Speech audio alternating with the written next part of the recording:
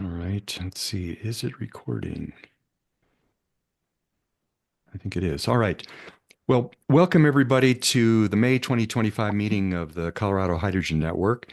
You can see the agenda on the screen here. We've got an action-packed meeting, a couple of presentations, and one that I'm really enthused to kind of tell everybody about, and that is this continuation of the psychology of existential threats.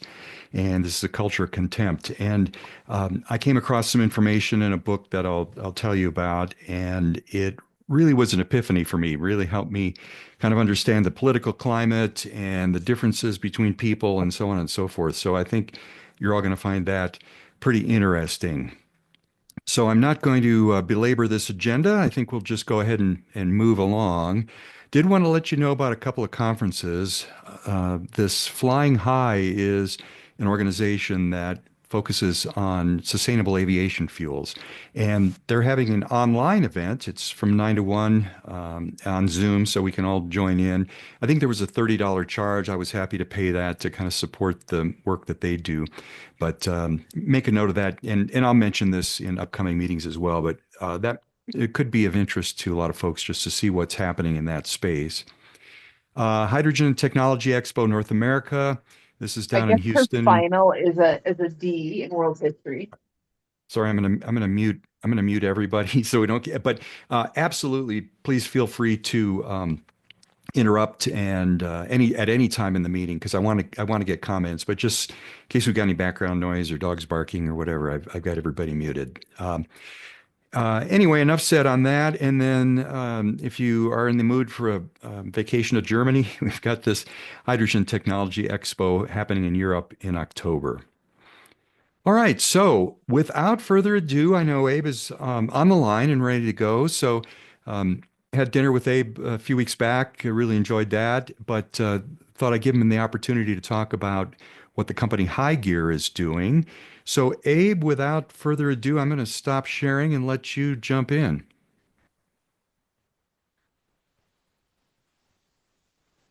Oh, Abe, you're going to have to unmute yourself because I had muted you. Unmute. There you go. We can hear you now and There's we my see you too. video. Um, see if I can get presentation shared. Just 1 second here. Abe, are you back up in Portland? Oh yeah. Yeah. Yep. It's actually Vancouver, right across the river from Portland, but I Oh, do yeah. normally say Portland just to not confuse people with the major metropolitan area in Canada. Yeah, no, I know Portland well. I've been there several times. Or I mean, Vancouver. I'm sorry, and Portland too. All right, so now I use Teams more often. Let's see if I can figure out how to share. Oh, here we go, the green button. Um, I don't know if that's what I want to do. It should let you. Oh, I'm just trying to get my screens right, but okay. All right, it's starting to come through. Got it. And if you can go to full screen, that'd be good. Right. Oh, I think I need to swap screens. Is that right? Yeah, that was a little small. Um, How about that? there we go. Great. Okay. Well, thanks, Ryan, for letting me talk a little bit about this company I joined. Pretty interesting company, really. I spent several years at a electrolytic hydrogen developer here in Oregon, and I discovered it's just really hard to develop hydrogen on a 100 megawatt scale, for example. Hard to find all the green electrons that one might need to take advantage of some of the tax credits or deliver green hydrogen to the transit agencies, for example, that are asking for it. So I found this company, or they found me really in October, 8 months ago, and I've been pretty happy with them. They're a European-based company, and their core IP is really SMR, right? The old-fashioned way of making hydrogen. Um, And so, of course, we have a carbon problem, and we know that, and I'll get into some of that and some of the ways we get around that. But I want to start by just highlighting that this method of hydrogen production is in many ways a lot simpler than electrolysis, or in that I find that the gas pipeline, right, so natural gas feedstock, is a lot more accessible, or there's a lot more capacity available than the electric grid. And so that's, the feedstock, of course, just plugs right into the pipeline, and hydrogen, pure hydrogen, comes out the other end. Everything we do really is contained within these shipping containers, as you see pictured here. The smallest one's a 20-foot shipping container. The largest one is about a ton a day, or 1,000 kilograms a day, and it's in a 40-foot shipping container. So the idea being it's easier to deploy and commission. And my feeling is that at this stage of the game in the hydrogen economy, something small and easy to commission is that's where we're at, right? I think eventually we're going to need those 100 megawatt electrolyzers, but not just yet. So let's kind of lay in the framework, and feel free to jump in with any questions at any time. See if we can keep this a lively discussion. I think the next thing to highlight here is just that HiGear is a well-established company. I've been in this business long enough to know that there's so many hydrogen startup companies, and good for them, of course. I worked for several of them, but it's a hard row to hoe, right? And so I think that it's important to point out that there are companies that have been around for several decades, and this is one of them. Mostly in based in Europe, but they have been in the U.S. as well. Though most only recently under host. You see, I don't know, let me turn my laser pointer on, actually. I can figure out how to do that. That's this one. Yes. I'll take a minute just to point out that host is the parent company. And why that's interesting for me is that all my colleagues here in my office actually work for them, and they're an RNG OEM, so an equipment supplier for the RNG industry, renewable natural gas. And of course, that's a good start, right, for an SMR company that we would love to deploy the whole value chain, right, from renewable natural gas, starting with biomass, all the way to hydrogen, and using the natural gas pipeline system, as extensive as it is, to move renewable molecules. It's kind of a brilliant approach, in my humble opinion. I have, like I said, I've done a little bit of work with the grid, the electric grid, and electrolysis, and boy, that's a hard business to be in right now, right? Transmission being what it is, and difficult and congested. And I think the natural gas pipeline is less so, as I mentioned earlier.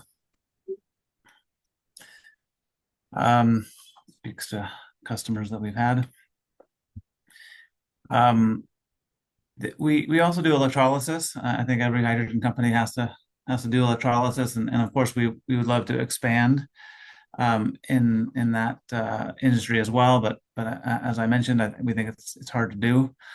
We have a PEM in progress, and an alkaline that we have already sold a few of. I have done a little bit of work with this company in electrolysis, and I think I'm continually surprised at the early stage of PEM development. The proton exchange membrane technology, it seems like we've been talking about it so long that it's already must be well developed. And I'm sure plenty of people will argue that it is. But we're still at least in my company, we're still in earlier stages, I guess, for that product. This slide speaks to some of the industrial applications of hydrogen. The far left, for example, we market to the glass industry. It uses a lot of hydrogen. Both of those, actually, gas recycling and gas purifications. Although the second one here, the PSA, the high pure is also for the metal industry. So as you may imagine, in these early stages. As much as I'd love to be doing big projects in the transportation industry, that's really how I got my start in hydrogen. We have to be doing projects with these much more well-established industries, and we are finding success there. So that's nice.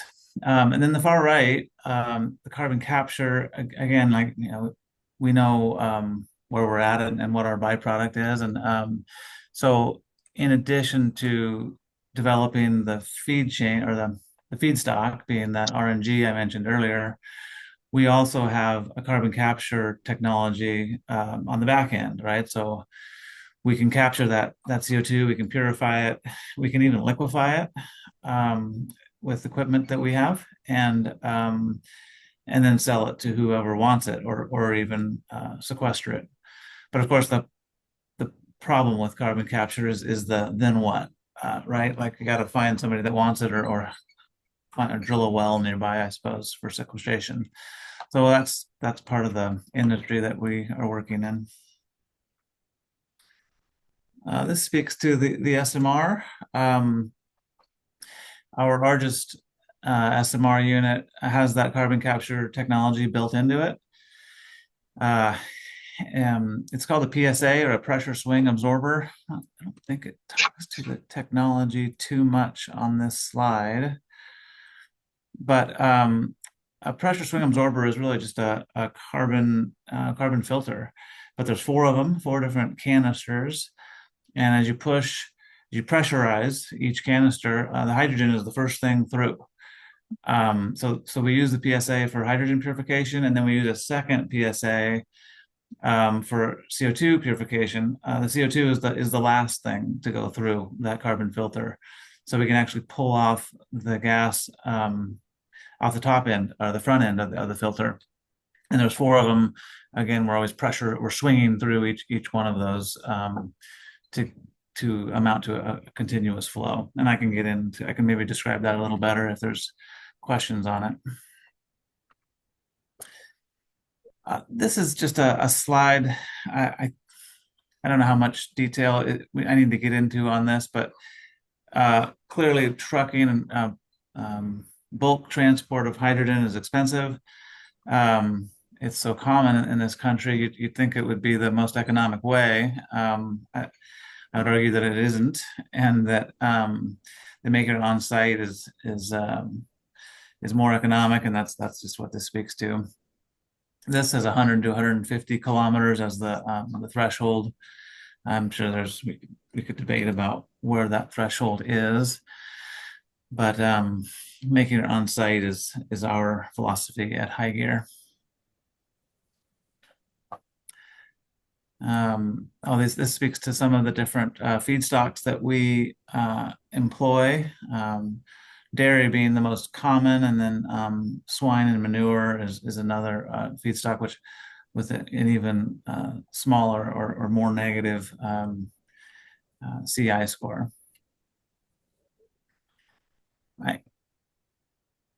I think I may, I think I'll stop there and pull back and see if there's any conversation about the technology or the company. I expect to get some pushback on SMR as not a green hydrogen technology, and I'm happy to maybe it's worth talking through that in this forum. I don't know, but I will continue to argue that it's just that the renewable electron space is just too difficult right now to develop in any kind of reasonable timeline. And so this approach lets us get to hydrogen where you need it, and utilizing the gas network, the gas pipeline network to move renewable molecules. It seems easier to me. So that's my theory at this point. Yeah, all right, Dave. Well, thanks for the presentation. That's really interesting. Walter Sharp has got his hand up. Walter, go ahead with your question. You're still on mute, Walter.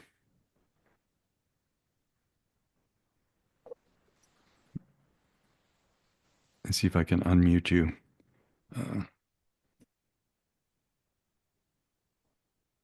Well, mhm. Not finding the button to unmute you, Walter. I'm sorry. Oh, I know it's over here in the chat or the participant side. Hang on. Ah, There we go. oh, okay. You found it I, before I I did. had to move my audio to phone. Sorry about that.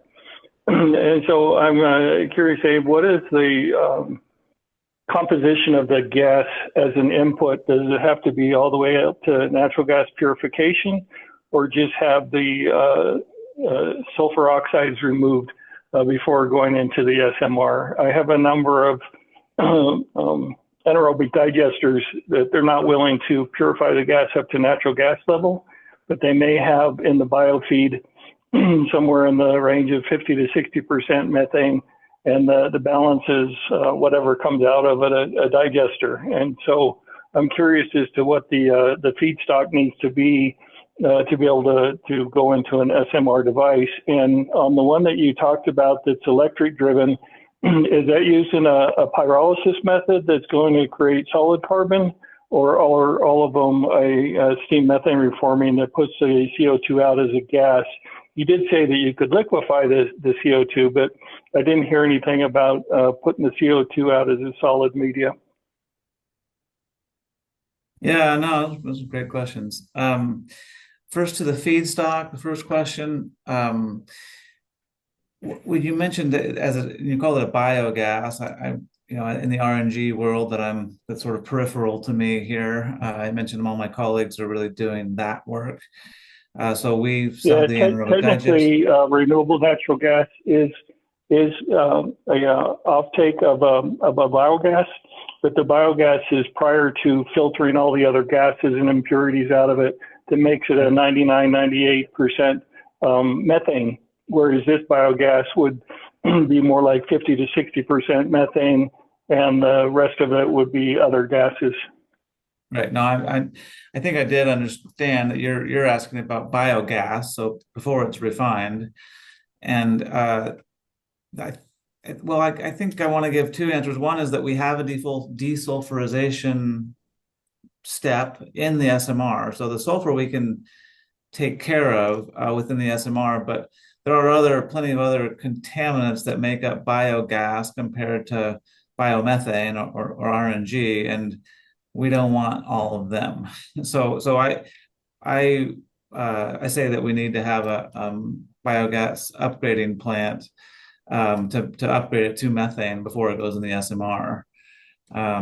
Okay, thank you. So Yeah, there's been many challenges with these plants trying to improve their biomethane up to natural gas levels. I don't know what the reliability question is, but they've had challenges in a number of the RNG plants that were in existence in Colorado coming out of anaerobic digesters have been decommissioned because they've been non-functional. And so if you have ideas on how to purify that gas, that would be an important aspect for me as well. Well, that's what we do for a living. Most of our business is really RNG and biogas upgrading, and so there's a company, another sister company I didn't mention called Bright Renewables, and they're here in my office as well, and that's what they do is upgrading biogas to RNG. To be honest, I'm not familiar with all the ins and outs and pitfalls, but they're good at it, right? I mean, we upgraded enough to sell it into the pipeline. This question does come up, at least if I understand your question right. Why can't we just put the biogas straight into the reformer? And I think in some cases you can, like if it's mostly, let's say it's half methane, half CO2, that comes up sometimes, and that can go straight into the reformer. You just get an efficiency loss. The CO2 does not cause any trouble with the catalyst, but it just means you have to heat up that CO2 as well. It's a high heat reaction inside the reformer, and so and the CO2 just goes right through. There's no reaction that's happening there, so it's just a loss of efficiency because you're heating up more substance than you need to. So I think if I answered that well enough, I can move to your second question, which was I think it was about the electric reformer, which I didn't even speak to, but you must have picked it up from the slide, that our largest reformer is electric. All the other smaller units are the reformer is heated by a flame. It's actually some natural gas, some of the reject hydrogen is sent back to be used as fuel, and it heats the reformer. So we have two different technologies: the flame being sort of the older and tried and true method, and then the electric reformer being a new technology. But I guess I forgot what you were asking specifically about the electric reformer. Maybe you could repeat that part.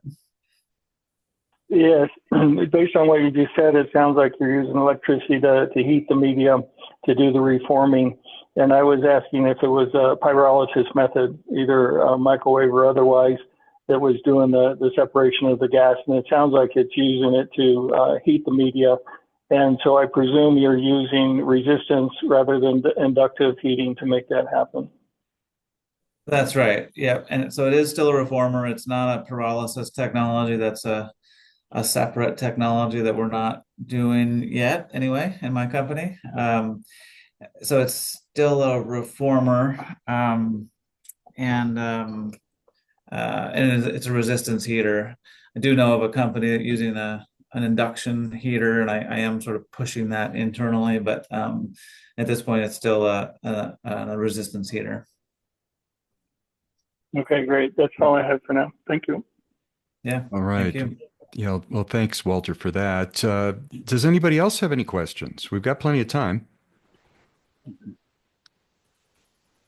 Not hearing any. Well, Abe, thanks again for the presentation. And if you're willing to share the slides, I'll incorporate them with the other slides from this meeting, and then that will be uploaded onto the website.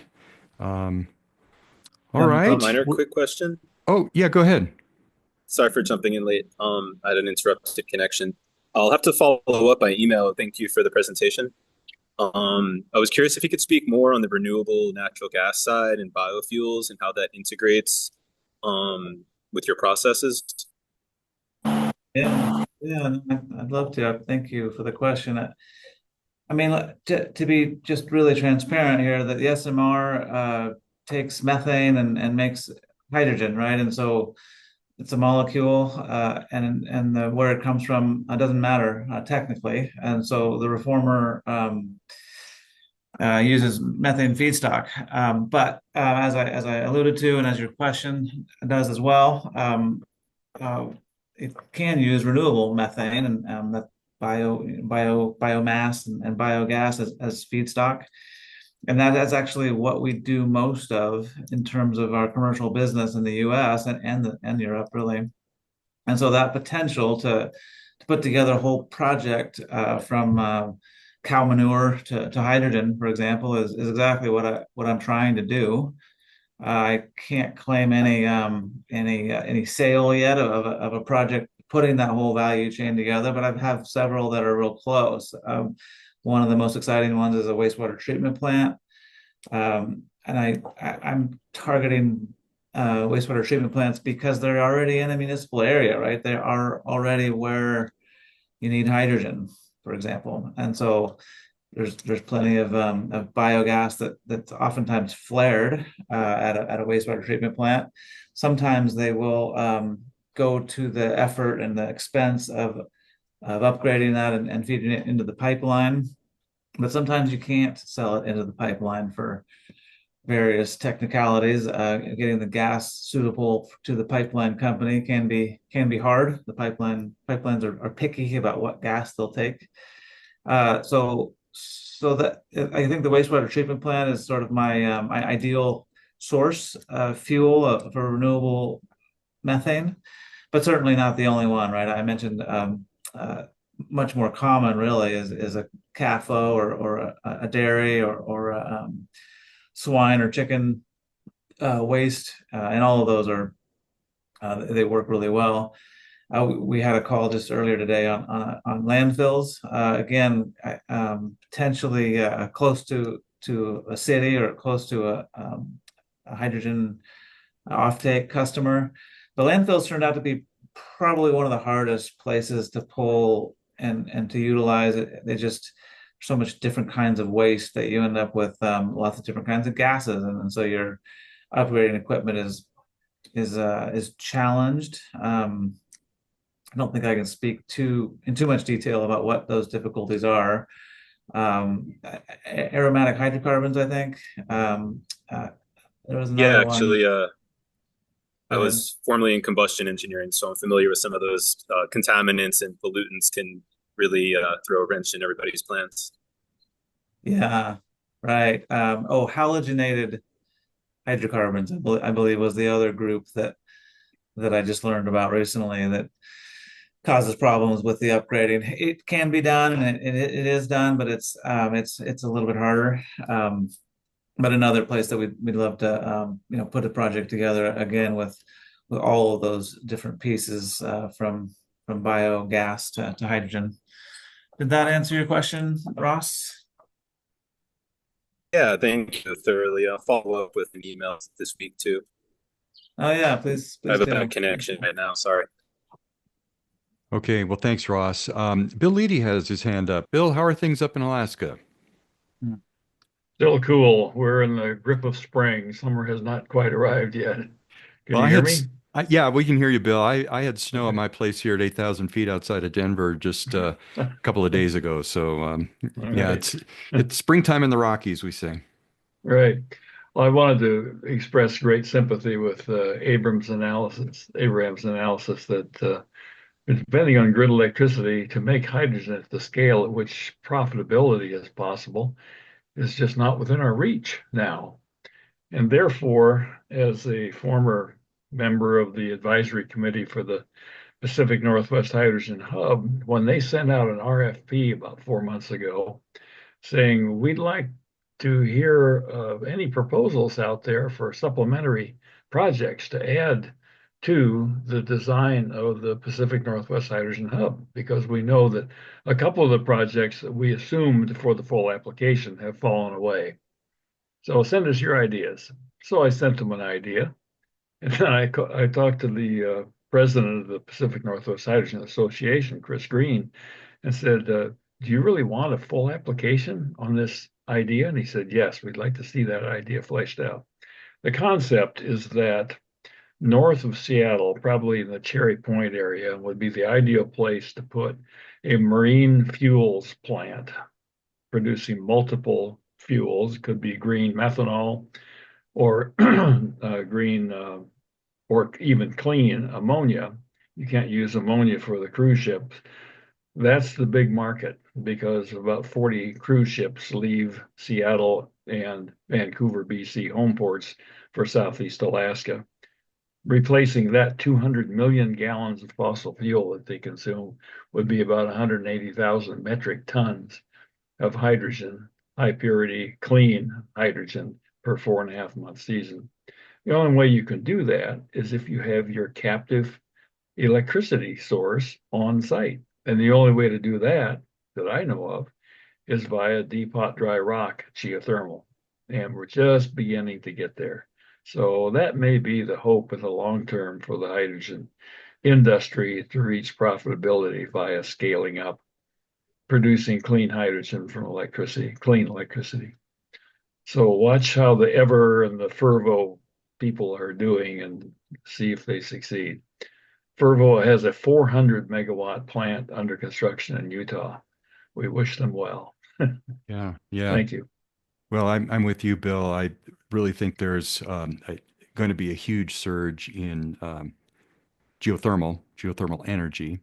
I also think that geologic hydrogen is going to totally overcome electrolysis. And I've got some slides later in the meeting here to show the difference in cost on that and so forth. So, and this comes on the heels of two conferences that I attended here in Denver in early April, where the USGS did some presentations about geologic hydrogen, and there's other sources. So, Great. I, electrolysis may be dead, maybe except for special circumstances where you only have electricity and you need to have some hydrogen. But Mhm. I'm getting ahead of myself. So Yeah. thanks for your Thank comments, you. Bill, and and thanks for attending. You're a great supporter of the CHN. Thank you. All right, one more chance for maybe one more question if anybody's got anything. All right, otherwise, I'm going to jump back to our slides here. All right. So again, Abe, thank you. Um, so Buford was going to be on to give us a quick update on the three fuel station program, and he has been overcome by real work. So maybe if he can join later, we'll have him jump in. I can tell you that the program is still ongoing. I believe they're just getting ready to start actually building some things, and it's something like, if I'm not speaking out of turn here, September of next year that should be able to pull up to a hydrogen pump and buy some hydrogen here in Colorado. So um, I definitely will go out and get myself a cheap Mirai out of California when that happens. All right. So some of you will recall back in February, I talked about the psychology of existential threats. And wanted to continue that with a part two to talk about a concept of contempt. And I'll explain what that all means. But really, I'm going to talk about what the problem is that is kind of concerning all of this. Talk about what is contempt, the definition, characteristics, solutions. Talk about how this can kind of spin off coercive leaders. No names mentioned here, but and some solutions to that. And then as a little bit of a, almost like a sidebar, I want to just point out differences between liberal and conservative values. This was something that was always a question in my mind, and it was nice to see some discussion on this from the psychologists and social scientists that study and know this. And then I also want to just quickly, a couple slides, talk about the difference between nationalism versus patriotism. So, what does this have to do with hydrogen and the energy transition? Well, this atmosphere we have in our country right now and these issues are really derailing our efforts to decarbonize. Seeing a lot of DOE people get laid off and a lot of money trying to be taken away from hydrogen and other renewable energy. So I think this is very timely and a little bit of a side issue, but I think you'll find it all interesting. So I don't think this is news to anybody that the political differences are really ripping the country apart. We're, by most people's accounts, more polarized than any time since the Civil War. And this is really coming in a bad time because we need to have all hands on deck for the environment. And I would say, in my mind at least, democracy in America is even at risk. So 93% of Americans say they're tired of how divided we've become, and large majorities say that they believe in the importance of compromise. They reject extreme political views and are not more motivated by partisan loyalty. And more than 70%, and frankly, I'm surprised it's this small, of Americans believe that the country will be greatly hurt if the two parties don't really start working together. So, what is contempt? Well, contempt is a feeling that a person is totally beneath consideration, they're worthless, or they're deserving of scorn. So there's no point in engaging with them. And I'm sure some of you can kind of relate to that feeling. I know I can. And it's really become kind of a theme nowadays of politics. And really, we don't have an anger problem, we have a contempt problem. And if you listen to how people talk to each other, you notice it's really with pure contempt. I mean, they've kind of written off each other. And when somebody treats you with contempt, you really never quite forget it. And so, if we want to solve this problem of polarization, we really have to solve this problem of contempt. And this pandemic of contempt that we have in political matters is really making it impossible for opposing sides to work together. I mean, we've seen situations where a party will propose something and then the other party agrees, and then all of a sudden now they're not interested anymore because they've agreed to it. So it's just an intractable situation. So contempt is really kind of toxic. Answering anger with anger only escalates the problem. And an eye for an eye never really solved anything. And if you think about the classic case of a family feud, like the Hatfields and the McCoys, I mean, those things just escalate and escalate, and nothing ever gets solved. So it's also unhealthy. Psychologists tell us it, makes you unhappy and unattractive, even to people that agree with you. It's associated with depression. Um, some of us have noticed how it can wreck friendships and even family relationships, and it's really kind of a dangerous vice. So political contempt and division are what economists call a demand-driven phenomenon. In other words, the media put it out there, but it's those of us who subscribe to that media, listen to it, and so forth that are really creating a market for it. And, they're doing a terrible thing. They should stop, but the reason they don't is because there's a lot of money in it. So we can't wait for our leaders to change. We need to lead this rebellion. We, of course, can't single-handedly change the country, but we can change ourselves. There's a quote that never a bigger mistake was made by someone who did nothing because they could only do a little. And this is the case there, where every little bit can add up and really help.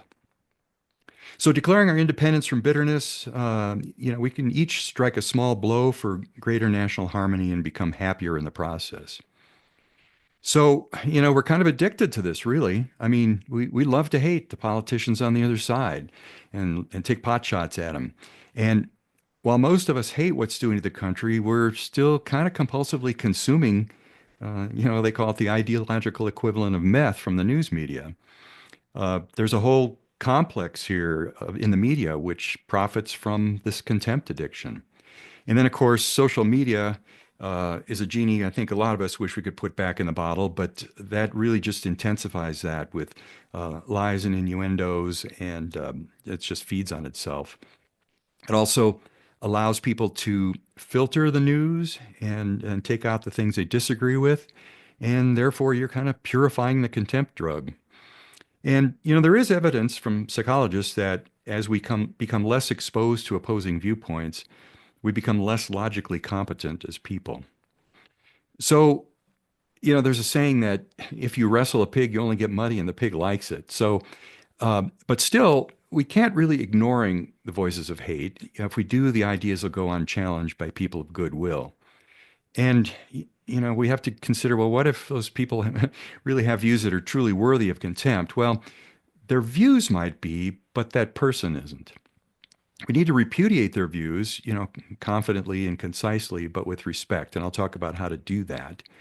So what we need really is better disagreement, not less disagreement, which will hold the keys to greater harmony. So there was an the book that I'm going to tell you about at the end here. There was a quote that the author asked the Dalai Lama, "What do I do when I feel contempt?" And he said, "Practice warm-heartedness." So what does that mean? Well, to do that is really world-changing. I mean, you can show true strength if the next time you hear contempt, you kind of answer with warm-heartedness. And your opportunity when you're treated with contempt is to at least change one heart, yours. Now, you may not be able to control the actions of others, but you can absolutely control your reaction. You can break the cycle of contempt, and there really is power in that. And you might say, well, there's millions of just horrible people out there who advocate ideas that we just can't tolerate. They deserve our contempt, not our love. And, we hear that from journalists and academics and politicians. But that's really the wrong way to handle it. And that contempt really is based on this mistaken assumption that there's no room for common ground. And really there can be. And so there's reason not to polarize with insults. So what are some of the solutions? Well, first of all, contempt is no match for love. And there's examples given in the book that show how powerful that can be with a soft answer. And those words can really change another person's heart and at least open a dialogue. Kindness, reconciliation, connection, not contempt and division are what we really desire. And unity doesn't necessarily mean agreement, but it means respectful disagreement. And of course, it's an aspiration. You'll never be 100% unified. And I'll talk to ideas about people that have their own facts and their minds are made up and things like that. But, this reminded me of this quote from the Bible: "A soft answer turneth away wrath." And I've known, quick story, I was up at Winter Park one time, and this guy was driving real weird in the parking lot, and I just kind of went around him, no big deal. And he got out of his car and he comes over and says, "Oh, what are you doing?" and everything. And I just gave him a real soft answer. I said, "Hey, peace, I thought you were going this way and you went that way. And I didn't apologize, but I didn't argue with him either because he wanted an argument. So I'm sure all of you have had a situation where you've been able to diffuse something by just not giving the people the argument that they want. So what we can do, or what do we do to reject contempt and embrace love? Well, first of all, focus on other people's distress and focus on it empathetically. When people are upset about politics, listen to them and try to understand their point of view before you offer your own, and never listen only to rebut. In your interactions with others, particularly in areas of disagreement, adopt the 5-to-1 rule. Make sure you offer positive comments. And this goes for social media as well, that try to find a positive way to spin things. And remember, no contempt is ever justified. Even if in the heat of the moment you hate them, you think they deserve it, arguing with them is never really going to convince anyone that they're wrong. And then also try to go to people or go to places where there are people that you disagree with. So make some new friends, seek out opinions. I mean, you might learn something in the process. And then when you get there, observe rules 1 to 3. So what do we do if people just have fake facts? And this is the one that always was a stumbling block for me. And I talk to people and they would just spout facts that are absolutely not true. And, they're getting these things from propaganda and social media and fake news and things they hear other people say. I mean, even in people of authority. I think you know who I mean. So our initial reaction to that is often to respond with just more facts. Well, if they weren't convinced by the evidence in the first place, then more facts is only going to make it worse. You're not going to convince them that way. Fact-based arguments don't persuade people very well at all. Humans actually refuse to take in new information when they have entrenched beliefs. And this is a well-known psychological phenomenon called confirmation bias. I mean, people just don't want to hear it and they'll refuse to listen to it. So if people's minds are made up in advance and they're immune to evidence, I mean, how can we ever come together on any issue? Well, let me tell you a story. So if you look at how people have tried to convince others of a moral position throughout history, you'll see that it's almost always been through the telling of stories. I mean, you see this in parables in the Bible, you see this, in Quran and the Bhagavad Gita and in Hindu and so forth, that it's stories. And the reason these work is there's 2 things that happen when we share stories with people. First of all, psychologists say that in a story, the storyteller and the listener's brains kind of unite, and they've actually done functional MRI tests showing that the brain waves start to synchronize and things like that. And it starts to kind of get people on your side, giving you and giving them the chance to understand each other, really whether you agree or disagree on something. Another thing that happens in storytelling is that oxytocin is released, and some of you may know that's what's called the love hormone or whatever. That's mothers' brains release that, and people in love have the oxytocin, and it makes us feel bonded to others. And you're not necessarily going to feel in love with a person on the other side politically, but there really are some scientific reasons why this telling and sharing of stories bonds people together. And that helps us start to break down the prejudice and division. And we can kind of at least induce some openness, if not agreement. All right. So here's 5 rules to try to subvert this culture of contempt. I mean, first of all, we do need to stand up to it. We can't just roll over and say, "Yes, I love you," and give you a big kiss. But we need to do it the right way. And then, like I was saying earlier, escape the bubble, go places where people are on the other side, and maybe where you're not invited, and try to engage. And say no to contempt. Treat others with respect, even when it's difficult. It's hard to do, but it really works. It helps. And disagree better. Be part of a healthy competition of ideas. and tune out from the unproductive debates and the media. I know, just for my own sanity, I've really stopped listening to the news. I know, some of you may know who Jigger Shah is. He was the DOE's Loan Program Office manager under Biden, and he said he doesn't listen to anything from the hill, so to speak. He waits about 10 days till it oscillates and dies out and mutates before he really engages, only because he really has to. But I've stopped listening to media, and even, I liked MSNBC. I agree with what they're doing in their position, but I did start to realize that they were basically taking the political news and other things and just turning it into almost like infotainment. And it really becomes obvious when they kind of keep going over the same story day after day, just kind of twisting the knife and being basically contemptuous. And that's not healthy at all. And it's better to disconnect from that. There are news sources you can go to that are much more logic, or not logical, but much more balanced, and you can filter those stories. And if you're reading it, you can just scan things and you can jump around. So, really encourage everybody to maybe tune out from some of the media that's really just turning this into a profit-making center. All right, so one of the things about contempt is that it can generate what's called coercive leadership.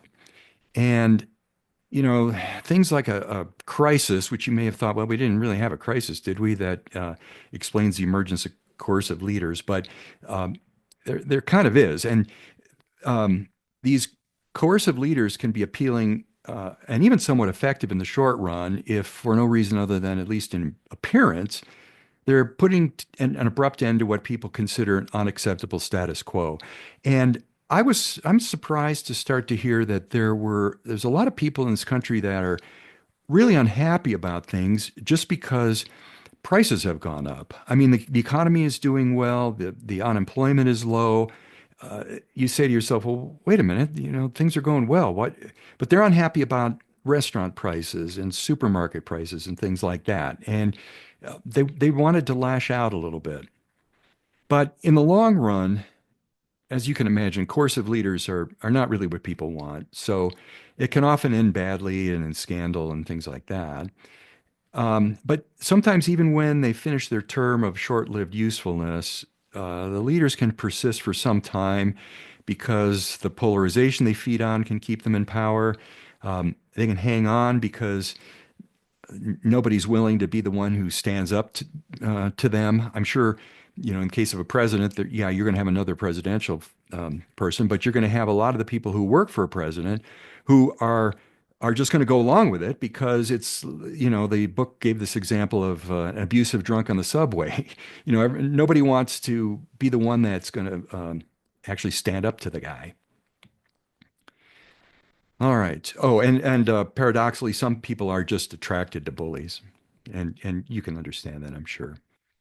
So, any dictatorship that we've ever seen is like this. The tyrants, they vilify, they scapegoat others in order to maintain power, and they even make up problems. They say that, oh, we've got this problem over here, so I've got to institute martial law or whatever. And Hitler with the Jews was a good example. I mean, there was nothing wrong. They were leaders in business and everything else, but he turned them into scapegoats in order to vilify them and put them down. Coercive leaders, obviously, I don't think any of you would disagree with this. They create mediocrity. Their extreme top-down decision-making skills their decision-making kills new ideas and advice. And any responsibility for the common good of the enterprise evaporates because, people just have this attitude, I'm not going to help this guy. So what's the alternative? Well, it's authoritative leadership. So the answer is this really can work. And by the way, this is not authoritarian. That's something else altogether, but authoritative leadership. And I'll show you what that means. So what those leaders are is they're visionaries who set up a course and inspire every member to take responsibility for getting to the final destination.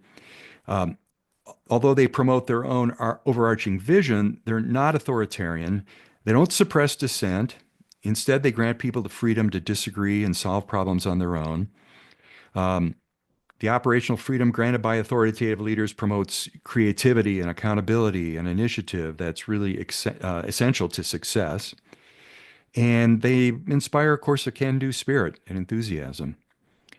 But they're not peacemakers. They're not conflict averse. They just understand how to manage conflict in a way that's not destructive. So this is really what we need in politics today, and hopefully we can find a good, strong, authoritative leader, because that's what we need. So more of the comparisons here. Coercive leaders get angry on their own behalf. If somebody offends them, they get angry and lose control. Seen that. Authoritative leaders get angry on the behalf of others, especially those who have no voice, and that's called righteous anger. And within reason, it's good and it's noble. And in our politics today, the biggest threat we face is rejecting kindness, not in favor of righteous anger, but of contempt. So again, we have to make that change to not fall into that area of contempt, because it destroys unity and leads to permanent division. Now, in the long run, niceness and strength with occasional righteous anger are the right combination for effective authoritative leadership and the best way to win, because people are instinctively attracted to that. But it's going to take a strong personality. All right, so switching gears a little bit, I thought this was really interesting when I ran across this, because this is something that I've puzzled over for years as to the different sides of the aisle and how people view things, and really what the basis of that was. And really what it comes down to is that there's 5 innate moral values that exist among really all humans: fairness, compassion for others, respect for authority, loyalty to one's group, and some definition of morality. And we all believe in these types of fairness to some extent, but the proportions differ with respect to political ideology, which is something I didn't realize. So liberals tend to emphasize redistributive fairness, whereas conservatives put a greater emphasis on fairness by merit. And I'll talk to that in a little bit more here. So people on the left and right tend to emphasize different expressions of compassion. For example, liberals want to show compassion for people who are down and out by providing them with basic human needs like housing, food, and healthcare. I mean, that's our idea of welfare. Whereas conservatives, by contrast, tend to see compassion as helping them help themselves. In other words, they kind of have to earn it or deserve it through job training, wage subsidies, work requirements for welfare, and things like that. Now, I'm sure each of us feels like, well, one or the other of these is the better way to do it. But the point is that people divide in this way along these lines. So the places where the conservatives and liberals diverge radically is respect for authority. And there, I know there was an example where at one point Obama stopped wearing his American flag, and the people on the right thought that was just horrible, like that he was showing disrespect for the flag and things like that. And he was asked about that, and he said, well, no. And there was I forget the reason why he quit wearing it, but it wasn't some statement.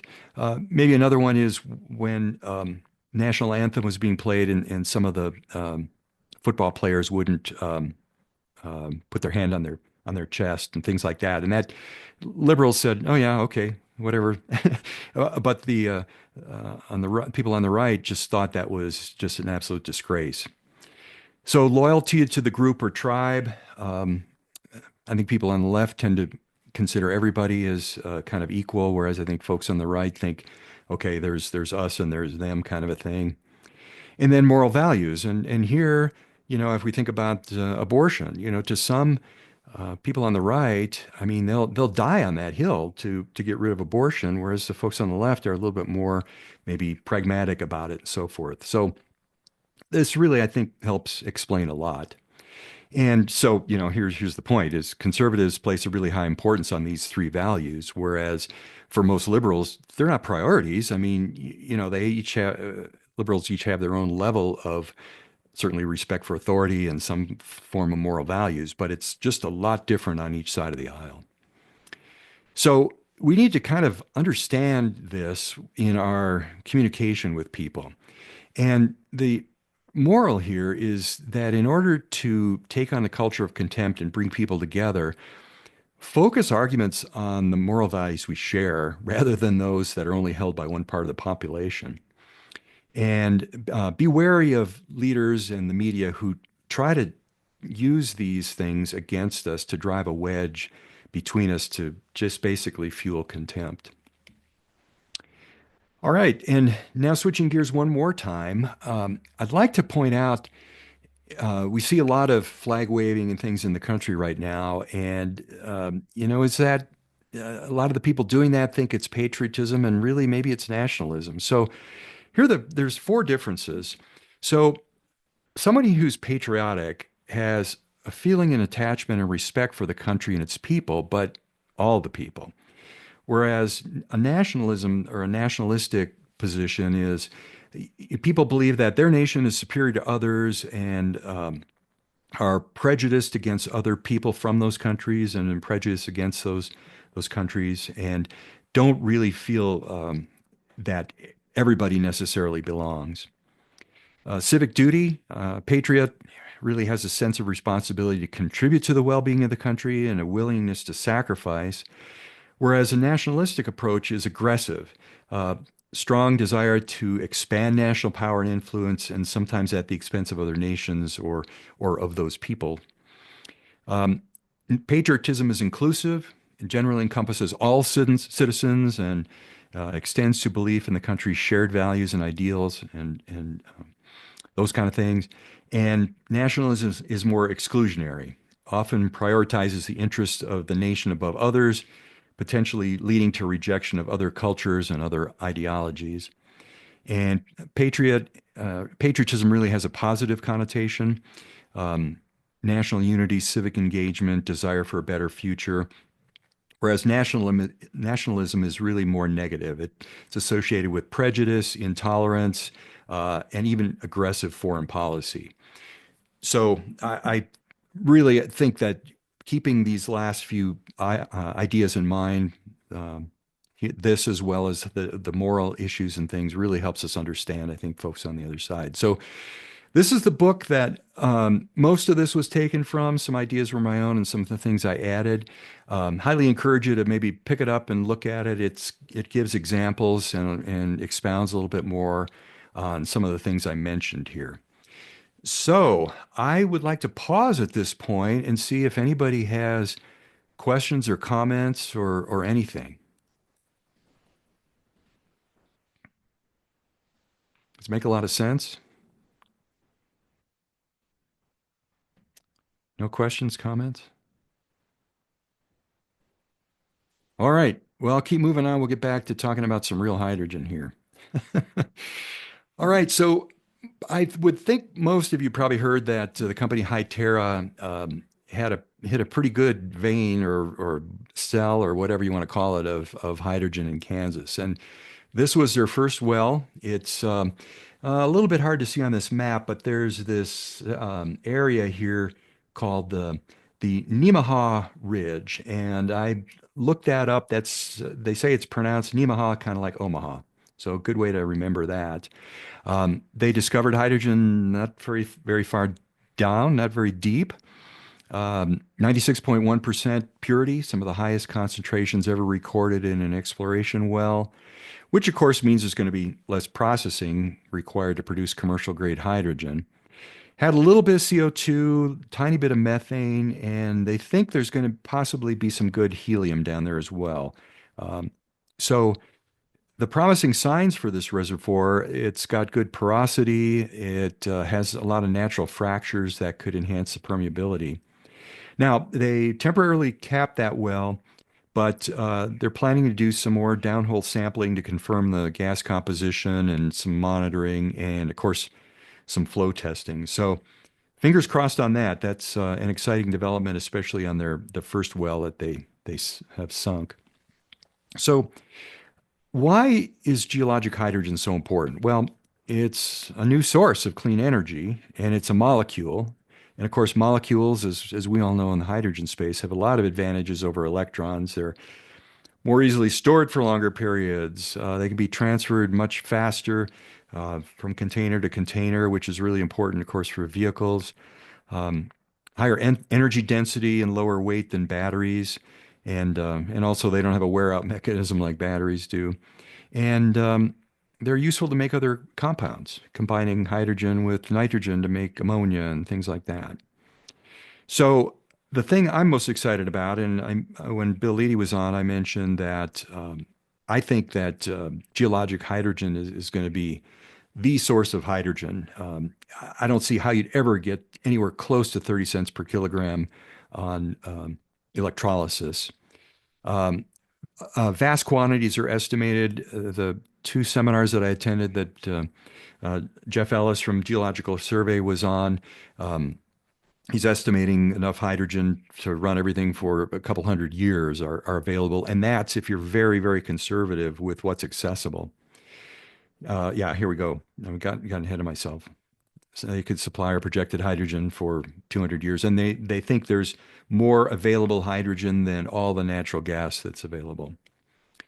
So I want to go through a little, and I'm going to spend a little time here, cost price summary on natural hydrogen and where we need to be with hydrogen in general. So if we start with what is really our price target? Well, if we're talking about vehicles, gasoline and diesel vehicles, as well as for the natural gas system, and that's really the lion's share of where we would use hydrogen. Where do we have to be price-wise with those to compete with the status quo, either gasoline, diesel, or natural gas? Well, we want to show the same miles per or dollars per mile, I should say, for a vehicle. So if you've got a light duty or medium duty gasoline vehicle, if you had that same vehicle with fuel cells instead of a gasoline or diesel engine, you would want to pay about $8.85 per kilogram if you were paying $3.54 for gasoline. And where that comes from is there's this energy economy ratio that CARB, the California Air Resources Board, publishes. So for comparable vehicles, if you paid $3.54 for gasoline and $8.85 for hydrogen, you would have the same cost per mile. Now, unfortunately, because diesel's got a little bit more energy per gallon, that drops a little bit.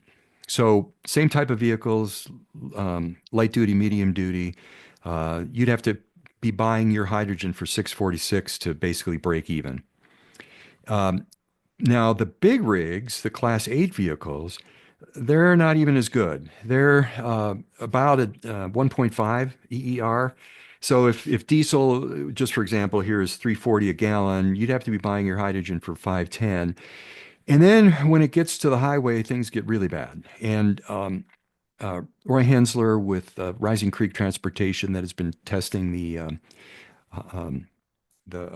Nikola trucks kind of verified this. He said, yeah, around town, it's about 1.5. On the highway, man, it's almost 1-to-1. So this starts to get pretty sporty. We have to start getting some pretty doggone cheap hydrogen to do that. And to compete with natural gas, here you want the same BTUs per dollar, or dollars per BTU, I guess the right way to say that. So we probably have to get down to about $1.20 a kilogram to compete with natural gas. All right, so that's the price where we need to be.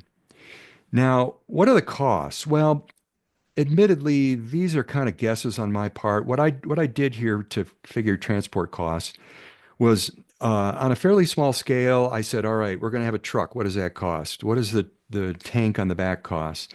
What do you have to pay a driver and all the overhead associated with a driver?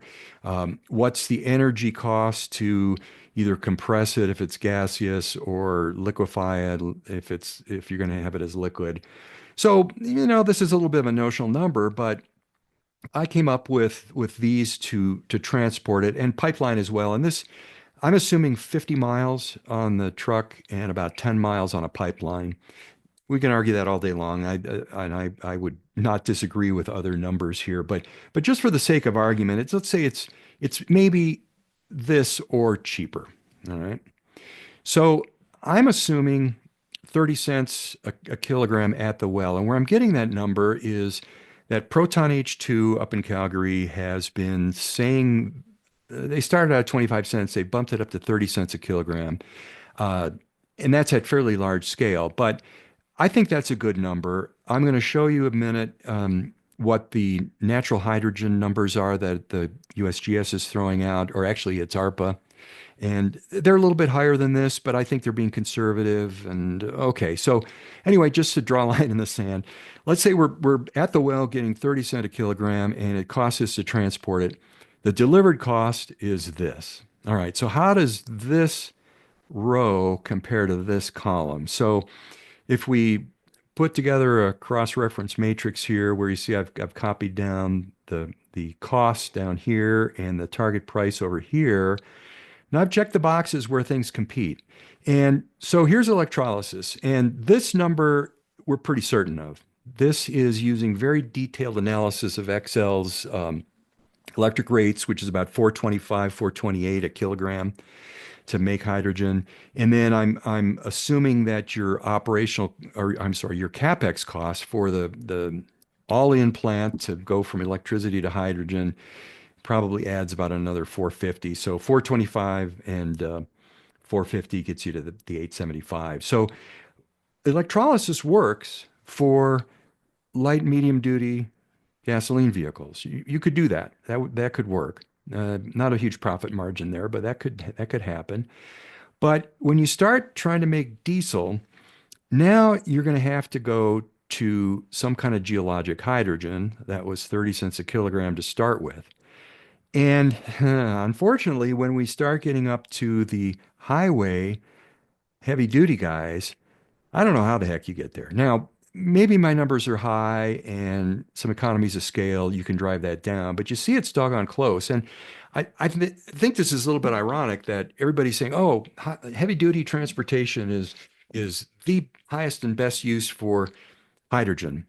Well, yeah, but I don't know how you make the numbers work.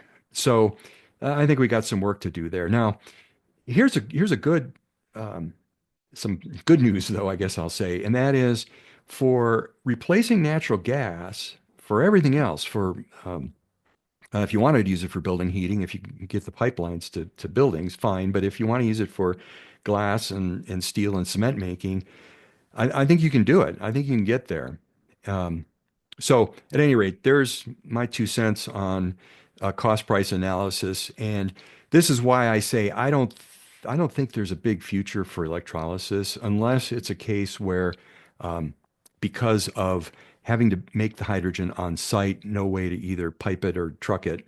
I think it could make some sense, but so anyway, let me stop there. I've been doing all the talking. Does anybody have any thoughts or comments on this or questions?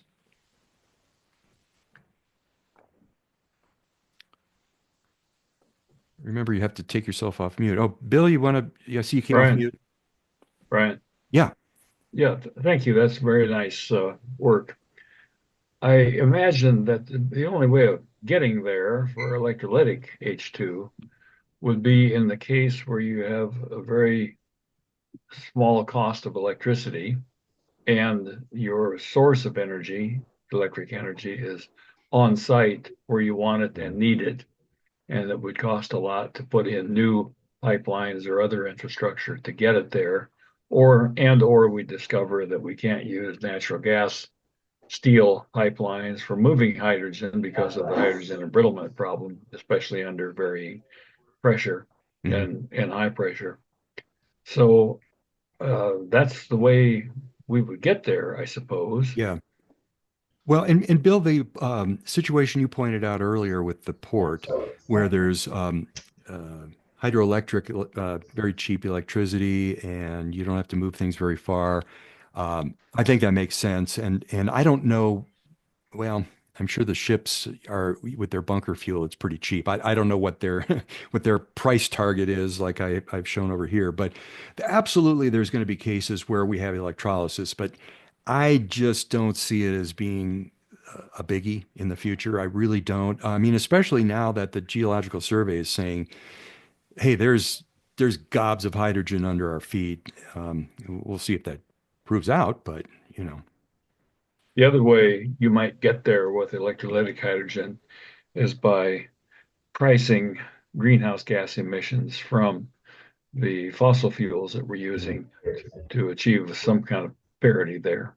Yeah, well, there's all kinds of market forces that can make this very different. I mean, the example I love is the battle between the videotape recorders, the Betamax and the VHS. And Betamax was higher quality, but VHS won because the tapes were longer. And so those kind of market forces can sometimes throw you off. And yeah, certainly, if we do ever start taxing gasoline and diesel and flowing that money to hydrogen, I don't think that'll ever happen. But if that were to happen, then that could change things too. Sure. Thank you. Yeah. Uh, Abe, it looked like you went off mute. Did you have something? Yeah, thanks, Brian. I wonder if you can talk us through that EER column and why that number approaches unity at the bottom there. I don't think I've seen that before. I don't understand why that's the case. Yeah, and that's a great question. So, really what this is like I say here, the ratio between the miles per kilogram and miles per gallon. So, assuming you have identical vehicles and you tear the gasoline engine out of one and put fuel cells in an electric motor, um, this is the effect. Now, I already mentioned that the reason that diesel is a little bit worse, excuse me, is because um, diesel has more energy per gallon than gasoline does. So when we're doing gallons and compared to kilograms, that's where that comes about. But as it turns out, and we saw this in the seminars at School of Mines in early April, um, hi- diesel vehicles, especially on the highway, are running almost constantly in the upper end of their power spectrum. I can't lay my hands on the graph real quick, but a fuel cell is very efficient at very low duty cycle kind of ranges. Like you think about your car, I mean, how often um, do you have your foot off the gas? You're kind of coasting a little bit and things like that. Well, a big 18-wheeler on the highway is just pushing a huge volume of air. They've got a lot of weight they're carrying. And so they're pedal to the metal almost all the time. And so, as it turns out, a fuel cell is less efficient up in those ranges. And that's really where that comes from. So, a little bit of a hand waving discussion, but I don't know, it gives you some idea maybe. I guess so. I guess that 60% efficiency, or maybe it's closer to 50% for a fuel cell, that's a maximum efficiency, and it really reduces down to something more like diesel at 40% during a likely duty cycle. Is that what you're Yeah, getting to? yeah. And I guess I'm not doing a very good job explaining it, but I'll have to dig out the graph that, and I've seen this several places, and that's really what makes the difference is just they're constantly just pedal to the metal with the big trucks. Well, I know that Daimler, Freightliner, same company, they were going after solid oxide fuel cells for their Class 8 trucks a few years ago. I don't know if they still are pursuing that effort, but of course that gets you up into the say 70 or 80% efficiency realm, and so that might be one answer to your problem there is better fuel cell tech. Yeah. Well, and this also explains why the all the big diesel manufacturers are proposing and in the process of building internal combustion engines that burn hydrogen. You'd think, oh, geez, there's all this loss of heat and everything, but as it turns out that at 100% load, an internal combustion engine burning hydrogen is actually can be in some cases, a lot of cases, more efficient than a fuel cell up in those high load ranges. And I can't tell you the physics and all that behind it, but I've seen plenty of people show those graphs and so forth. Yeah, I've been looking more into internal combustion engines as you point out. Most recently, though, at methanol as a hydrogen carrier, really, and so much easier to store, and you can feed it in just as you would pure hydrogen. And a dual fuel vehicle is another way to get around this problem with the difficulties of hydrogen and the difficulties of fuel cells. So yeah, there may be multiple solutions here. Well, and by the way, I'm getting ready to talk about this on an upcoming podcast, but there really, I think, is a market in the long run for biofuels. And in the places I think are in maritime with the methanol, we're already seeing that a couple hundred ships either on order or out there. For long distance aircraft, I don't think we'll ever find anything that doesn't have carbon in it that will have the energy to weight ratio that some kind of a hydrocarbon will, like methanol or something like that. And then also for building heating. For existing buildings, how in the world are we going to replace billions, literally, of furnaces out there in all the homes and change those out to heat pumps? And there's all kinds of issues with heat pumps if you have hot water heat and those kind of things. And so I think the answer is to take some kind of biology, uh, plants, algae, or whatever, and turn that into a biofuel. And so at least it's carbon neutral because the carbon came out of the atmosphere in the first place and then it's getting burned. But you could even make it a little carbon negative by saying, okay, if you're going to sell a gallon of methanol, we want you to sequester a tenth of a gallon of biocrude down some old oil well or whatever. It's almost like a liquid tax on that. So I think, time will tell how the markets all shake out. But anyway, Well, I like biofuels, and I think long term that could yeah. work. But in the short run, we have enough waste sources Mhm. to fill in for now. So Oh, we do. And, frankly, you're only going to grow algae where you've got big sources of water like an ocean available and pretty good sunshine. You're not going to do it in Alaska, where up where Bill is. So, at any rate, I just wanted to show these numbers because it really, I think, can lead our thinking as far as where some of this stuff's going to go. So I was reminded, I don't know how many of you remember the movie The Graduate. It's a few years back, but there was a line in there, plastics, my boy, plastics. And so my new buzzword is geohydrogen, my boy, geohydrogen. So that's supposed to be funny. Okay. All right. So this is what I've seen several times as far as, kind of projections. This one comes from ARPA-E, April 24th this year, of kind of like their little line in the sand of where they think some of the prices are. So you can see at 44 cents, at least at the lowest level for natural hydrogen. I'm not totally off in left field, and I think this is conservative. I think these could be a lot less once the technology really gets rolling. So I mentioned USGS has really been putting a lot of effort and put out a lot of information about um, natural hydrogen. And I found this map that it was a national map, but it shows for us here. I mean, this is the darkest color they've got. So apparently, we've got some real potential for natural hydrogen here. Albuquerque is at this intersection here, so they've got some good sources down there. Salt Lake City, maybe not quite as good, but certainly our brethren over on the western slope. I didn't see if anybody was on, but a lot of potential over here in the Grand Junction area and so forth. So um, stay tuned on this one. I really think this is going to become something really big in the future and probably, in my opinion, overtake electrolysis. well, Bill, could Yeah, I jump in there? I guess yeah, I like that. The map's interesting, and because my problem that I see with geologic hydrogen is just that it's centralized production, right? You don't have the hydrogen where you need it, so you get back to this bulk hydrogen transport problem. But maybe what you're saying is it's everywhere. It's yeah, under our feet. it is. It, And you yeah, I didn't show you the whole country, but it's with the exception of the very southeast, like Florida and so forth.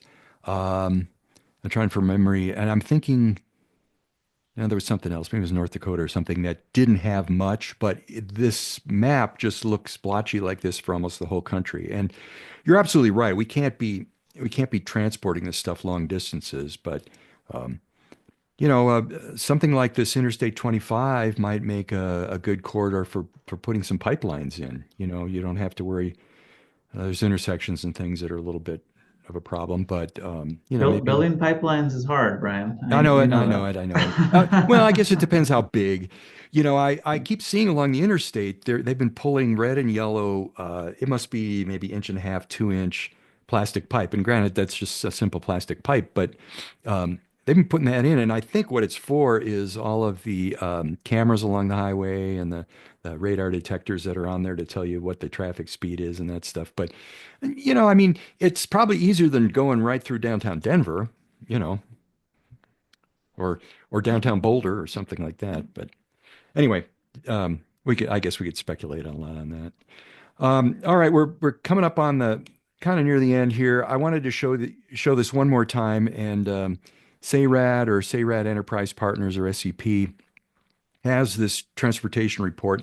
It's not real cheap. You'd have to be a pretty good sized company, I think, to afford this, but they are offering a discount code if anybody wants to tie into that. It's 453 pages, a lot of good information there. There is an executive summary. It was a long URL, so I shortened it. But if you wanted to take a look and see if you are interested, Walter's got his hand up. Go ahead, Walter. Yeah, it's back to the geologic hydrogen equation. What on that group that has the well, what do they do for licensing or leasing of the surface rights for the mineral rights owners down below? Because from what I understand, mineral rights is all inclusive, unless it's of course separated by coal or gravel or whatnot. But I think all hydrocarbons and hydrogen would be included in that, would fall under the same lease agreements. So how can others, and how do you limit the space of where those are coming from? With oil and gas, there's a certain reservoir and a certain size. So if you poke a hole in Denver and you're sucking out from the entire region, how do you feel that would be processed or managed? Well, that's a really good point. At the Rocky Mountain geologists, there's a 2-day seminar that I went to here in Denver in April. There was a whole presentation on this where they were prospecting for hydrogen way up near Lake Superior, Minnesota. And so, of course, the state was saying, well, hang on a minute, you're drilling for something combustible. We've never done that in Minnesota before. Minnesota's never had apparently a gas well or oil well or any kind of thing like that. And so the state was saying, oh, we don't know how to handle you. And so they came to Colorado and talked to the oil and gas people here that were very helpful to help basically write the rules and so forth up in Minnesota for that. Now, that's different than your question of what about the cost of mineral rights and everything. And yeah, that's that could be state by state or even county by county an issue. And I don't know the answer, Well, no, but my question is more of not the permitting aspect, but who has the right to pull the hydrogen? right. Because it sounds like the oil and gas companies that already have the mineral rights access through a lease or a purchase also includes the hydrogen rights. I'm just curious if that question and any resources have been available related to that topic of how far you can pull it and how you know where you're pulling it from. Yeah, and that's a good question, and I'm sure the oil and gas people go through that all the time, where they have to pay, the farmer for his mineral rights under his land, or in so many cases, I think every house I've ever bought, part of the deed was, you don't own the mineral rights. Um, who was it? One of the big billionaires made the joke one time. He said the meek may inherit the earth, but not the mineral rights. And so I don't know, Walter. Exactly. Most of the mineral rights are severed from the surface right owners, and that's why very few mineral rights are owned other than the large ranches and whatnot. I'm just curious, just bringing up the pause on how that's going to be managed, and if the people that already have existing mineral rights access, if hydrogen is going to be included as a bulk offset for that same thing, or if they're going to do a separate line item to lease hydrogen. Right, hydrogen. Whoop. You went on mute there, Walter. But yeah, I don't know. I don't know the answer to that, and I'm sure it is an issue. And I think Abe, maybe you asked a question. How do you know if you sink a hydrogen well in Denver, you're not sucking out Cheyenne's hydrogen? I don't think there's any implication that these blobs are reservoirs. I don't think that at all. I think this is many, many different reservoirs in here. But I don't know that even the Geological Survey knows. But I don't know. The oil and gas folks have it figured out somehow, and so I suppose they'll just take that knowledge and transfer it over um, to hydrogen.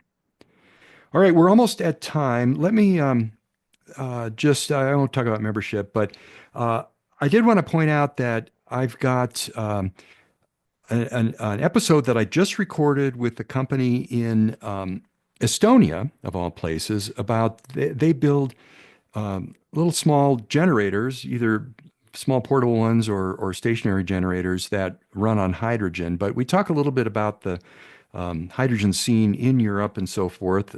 So you want to tune that in. That should have released at 2 o'clock today. So that one's hot off the press. And then I finished my script for a 5-year anniversary show where I'm kind of doing a recap of what's happened in Colorado and what's happened in the world over the last 5 years. And I'm going to release that one on Sunday because Sunday's the 25th, and that marks May 25 was the first show, the first podcast that went out. So point those out. If you all subscribe, it's going to come download to you automatically anyway. But that is it for the meeting. We got about 3-4 minutes, something like that. Any last questions or comments? Maybe any comments if people thought the psychology stuff, I probably won't do that again, but I hope you liked it. I thought some of that information was really useful. No? Brian, it's Frank Zamatero. Like I said last time, you pay a lot of money for those kinds of therapy sessions in New York. So thank you. Well, we've got to do something. We're in a mess in this country, and I don't know how much we can spread this information, but maybe if enough people hear it and get it, things will start to happen. I don't know. We'll see. Good thinking. Thank you. Yeah, thanks, Frank, and thanks for being such a loyal participant, a stakeholder, I guess is the word I want. You bet. All right, still got a minute or two. Anybody else? Or is it Miller time? All right. Oh, I will add one more thing, and that is we're trying to put together a face-to-face meeting. Talk to Brendan Donor about bringing his fueler from Electric Green. So we've got something to come and look at. Don't know where, don't know when that's going to be, but trying to work on doing that. Weather's getting warmer. We can be outdoors, and be nice to meet some of the folks that maybe we don't get a chance to see. So watch for that. All right. Well, that's the end of the meeting. We're going to adjourn. So thank you, everybody.